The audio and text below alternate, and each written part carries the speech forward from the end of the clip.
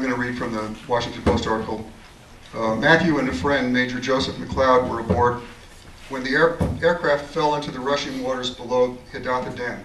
Ho swam to shore, dropped his 90 pounds of gear, and dived back in to try to save McLeod and 3 others he could hear calling for help.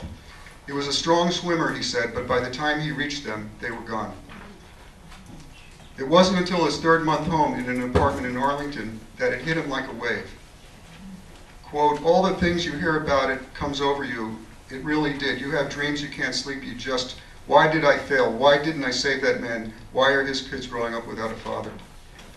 Matthew visited McLeod's family and, quote, apologized to his wife because I didn't do enough to save them, end quote, even though his rational side knew he had done everything he could. It's something I'll carry for the rest of my life, he said, of his Iraq experiences. It's something I've settled with, I've reconciled. In 2009, Matthew signed up with the State Department's as a Foreign Service officer in Afghanistan. One of his first assignments was to conduct a research project for the Joint Chiefs of Staff on why the U.S. had a combat base in a very isolated place called the Korengal Valley.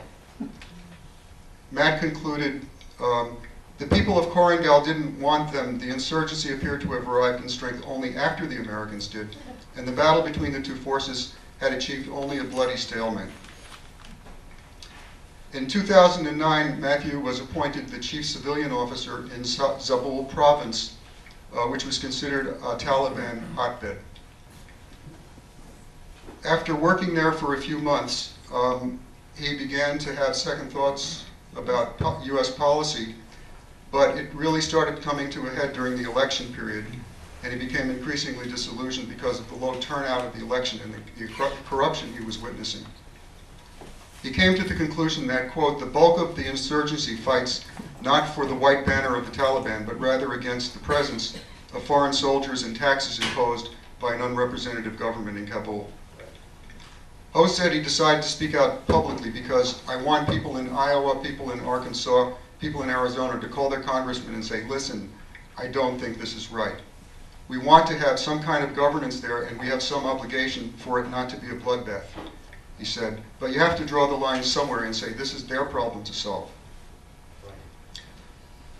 He wrote his letter of resignation on September 10th, 2009, and there was an immediate reaction among the higher levels of the foreign policy establishment.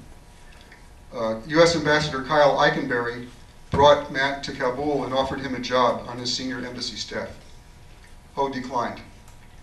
From there, he was flown home for a face-to-face meeting with Richard Holbrooke, the administration's special representative for Afghanistan and Pakistan. Holbrooke said, we took his letter very seriously because he was a good officer. We all thought that given how serious his letter was, how much commitment there was, and his prior track record, we should pay close attention to him. While he did not share Ho's view that the war wasn't worth the fight, Holbrooke said, I agree with much of his analysis. He asked Ho to join his team in Washington, saying that if he really wanted to affect policy and help reduce the cost of the war on lives and treasure, why not be inside the building rather than outside, where you can get a lot of attention but you won't have the same political impact. Ho accepted the argument and the job, but he changed his mind a week later. I recognize the career implications, said Ho, but it wasn't the right thing to do. And 2 days after his resignation, 2 days after that, his resignation became final.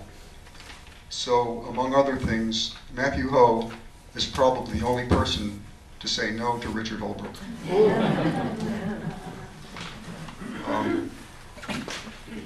Which tells you a little bit about his intestinal fortitude.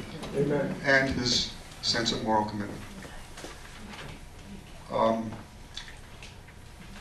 going to ask Matthew to come up for a special presentation, and just to sort of express a couple of thoughts about things that I'd like to hear him talk about, which is how does his current view of the war in Afghanistan differ from the administration's, and how does he foresee a power-sharing arrangement with the Taliban. But before he can get into that, I have to present him with one of the great honors that Maplewood has to bestow.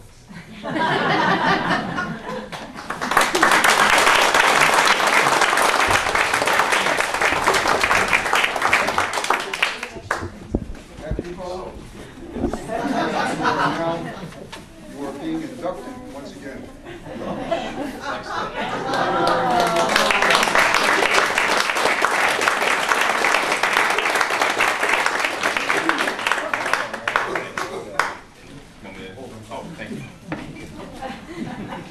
It's very nice. You don't get swag very often. No, it's great, but I really appreciate it.